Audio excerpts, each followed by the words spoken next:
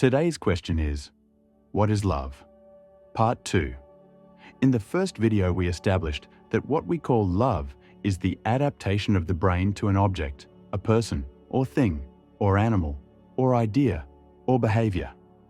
We saw that the brain adapts to that which persists, which means the brain gets structurally similar, familiar with it, which is nothing else than the process of learning.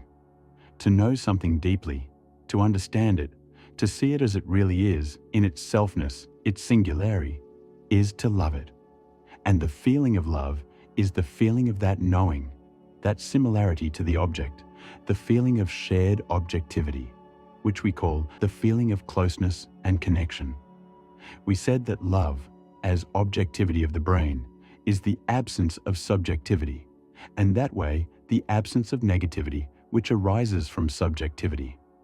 We said that love feels like something outside of the mind as well as inside, something subjective as well as objective, personal as well as impersonal. Now, all that means that two people that love each other actually never feel the love of the other person, as they only feel their own similarity to the other. You cannot feel the other's similarity to you, so their love has nothing to do with you. That's not very romantic, but romance itself is a conceptual subjectification of love, not the fact of love. Again, love has nothing to do with subjectivity. Love is shared objectivity, structural similarity of object and brain. So, two lovers never actually meet. It sounds sad at first until you realize that there might be a deeper connection in the fact that we are all alone, together. So, to feel loved is to feel love, to feel one's own similarity to the object.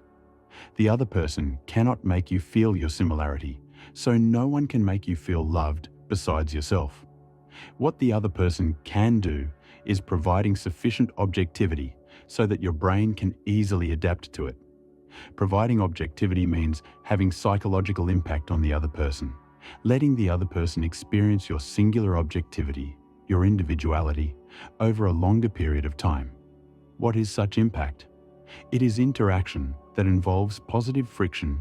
Friction is when the interaction is felt. Feeling interaction could mean it is important or satisfying or even a bit stressful in a way.